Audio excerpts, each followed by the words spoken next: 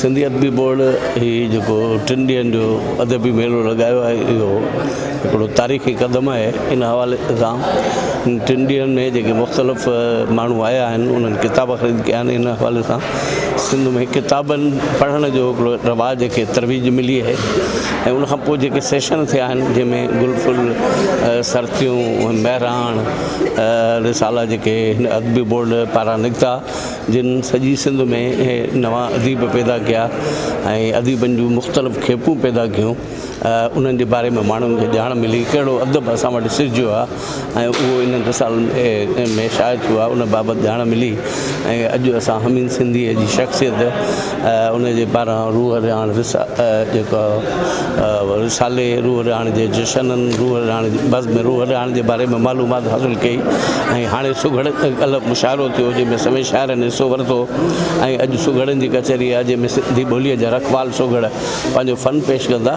त इन हवाले सां असां पंहिंजे न रुगो अदब पर पंहिंजे लोक अदब ऐं तहज़ीब खे दुनिया ताईं पहुचाइण लाइ ही क़दम खयों आहे ऐं किताबनि जे विकिरे ॾांहुं नौजवाननि जो तवजो छिकायो आहे ऐं तमामु घणा किताब विकिरो थिया आहिनि। इन मां सिंधी ॿोलीअ जे वाधारे जे सिलसिले में हिकिड़ो क़दम आहे ऐं असां पंहिंजे रिसालनि खे मयारी बनाइण लाइ हिते रिथूं असांखे मिलियूं आहिनि। असांजे पंहिंजे मशाइरनि ते ॻाल्हाइण कहिड़नि मशाइरनि अदबी बोर्ड क़ाइमु कयो उन जे मुख़्तलिफ़ स्कीमुनि में कमु कयो ऐं उन्हनि सिंधी क़ौम खे छा ॾिनो आहे इन समूरे बाबति मालूमात थी। सिंधी अदबी बोर्ड हिकु जेको मेलो लॻायो आहे हिकिड़ो बहितरु क़दम आहे ऐं आउं सम्झां थो इन जो न रुगो तसलसुल क़ाइमु रहणु खपे पर मयारी किताब असांजा अचणु खपनि उनमें प्रूफिंग ऐं एडिटिंग तरफ़ ध्यानु ॾिनो वञे। असांजा रिसालनि में मयारी मवाद छपणु खपे जदीद तक़ाज़ाउनि वारो मवाद जेको नए नसुल खे अट्रैक्ट करे नवनि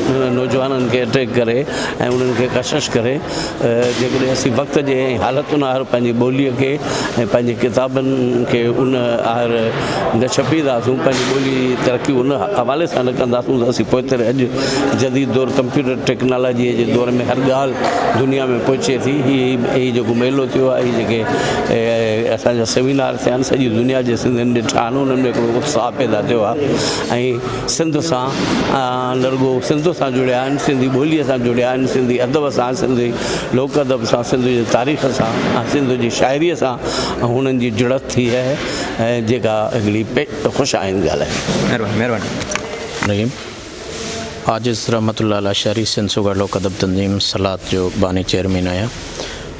ही जेको इल्मी अदबी सकाफ़ती सिलसिलो सिंधी अदबी बोर्ड शुरू कयो आहे ही तमामु वक़्ताइतो काराइतो ऐं तारीख़ी क़दम आहे। हूअं बि असांजा ही इदारा मुकमल तौर ते जॾहिं सुजाग थी पंहिंजे शऊरी हवाले सां कमु कनि था त उन में असांजे इल्मु अदब लोक सकाफ़ती वरसे जी वारसी खे तमामु घणो फ़ाइदो थिए थो। सिंधी अदबी बोर्ड ख़ासि करे तख़लीक़ी कमु जेको कयो आहे तहक़ीक़ी हवाले सां तख़लीक़ी हवाले सां किताबनि जी छपाई जो उहो बि तमामु घणो साराह जोॻो आहे। पर हीउ सिलसिलो नए सिर जेको उन्हनि शुरू कयो आहे मां ईअं चवंदुसि त अधु सदीअ खां पोइ हीउ सिलसिलो बाज़ाब्ता तौर ते जो मुशाइरो बि पहिरियों दफ़ो थियो आहे सुघड़नि जी कचहरी जेका आहे उहा बि पहिरियों दफ़ो थी रही आहे। हीउ हिकिड़ो बुनियादु आहे जेको मखदूम सईद ज़मा साहिब जन विझी रहिया आहिनि ऐं इहा उमेदु करियूं था त हीउ सिलसिलो अॻिते बि क़ाइमु रखंदा त इन में असांजो जदीद अदब क़ौमी अदब लोक अदब जेको आहे सो ॿिन्ही में मुकमल तौर ते अमली तौर वाधारो थींदो। घणनि सालनि खां इहा ख़्वाहिश हुई त असांजे क़ौमी अदब जी वाहर थिए वारसी थिए ऐं मखदूम साहिब जन पहिरीं विख वधाईंदे असांजे उन मुतालबे ते अमल कंदे ही जेको लोक अदब खे उजागर करण जो पहिरियों सिलसिलो शुरू कयो आहे। असीं पुर उमेद आहियूं त असांजे हिन अदबी बोर्ड जो ही सिलसिलो जेकॾहिं ईअं लगातार सरगर्म रहियो ऐं जारी रहियो त असां वटां सिंधी लोक सकाफ़ती वरसो सिंध जो क़ौमी अदब लोक अदब लोक ॾाहप कॾहिं बि ख़तमु नथी थी सघे।